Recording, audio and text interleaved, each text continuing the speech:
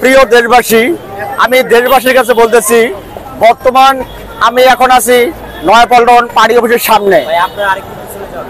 আমার কথা একটাই যে আমরা কোটি কোটি যে বিএনপির নেতা বর্তমান দেখতেছি, আমার মাননীয় ভারপ্রাপ্ত তারেক রহমানকে আমার একটা প্রশ্ন, যারা এই বিএনপির সাথে যুক্ত হয়ে বর্তমান ফ্যাসিস্ট স্বৈরাচার সরকার যেমন ছিল, আমেরিকা যে ওনার মেয়ে পুতুল বলেছিল আম্মু তুমি আসো বাইডেনের সাথে ছবি উঠি, বাইডেনের সময় কোনো সময় বাইডেন ওনাকে দাওয়াত দেয় নাই, অথবা এই স্বৈরাচার শেখ হাসিনাকে কখনো বলে নাই জাতিসংঘে আসো।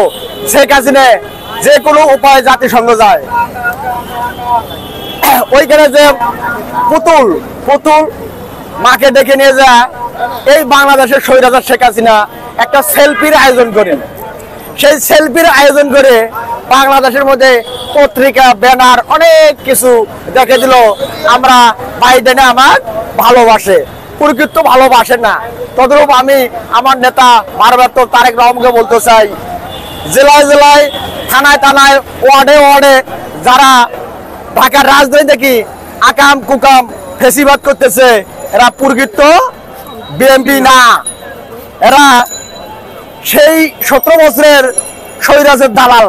এই দালালেরা সদস্য কিছু পরিচয় দিয়ে, কিছু মির্জাফর আমাদের সদস্য বিএনপি ভাই আছে, তাদের কোনো পরিচয় পত্র নাই।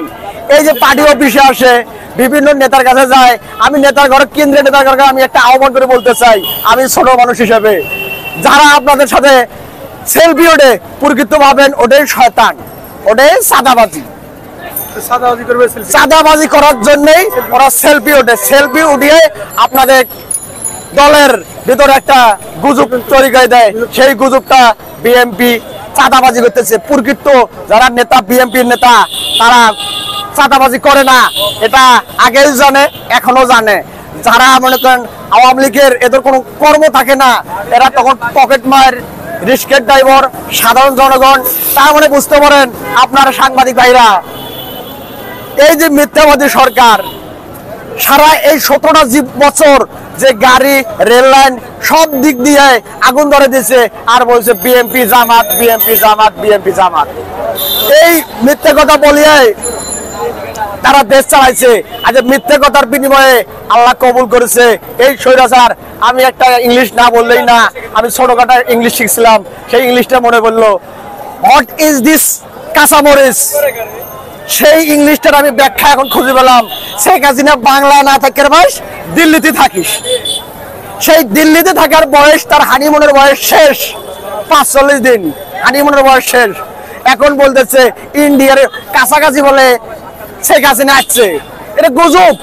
যেমন কিছুদিন আপনারা দেখলেন যে মন্দিরে আগুন ধরে দেওয়া, ভাঙচুর, এটা ওটা, এই সবগুলো গুজব।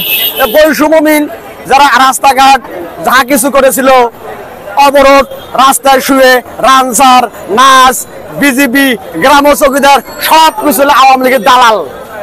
এই দালালেরা ঢাকায় ঢুকে ঢুকে এই দালাল হয় পুরো বাংলাদেশটার যে আইন কানুন, বাংলাদেশটা একটা নতুন 24-এ আমরা যে স্বাধীনতা পেয়েছি, সেই স্বাধীনতা একটা গুজব করে এই স্বাধীনতাটা আমাকে নষ্ট করার পায়তারা করেছে, কিন্তু পায় নাই। আমরা বাঙালি সচেতন আছি।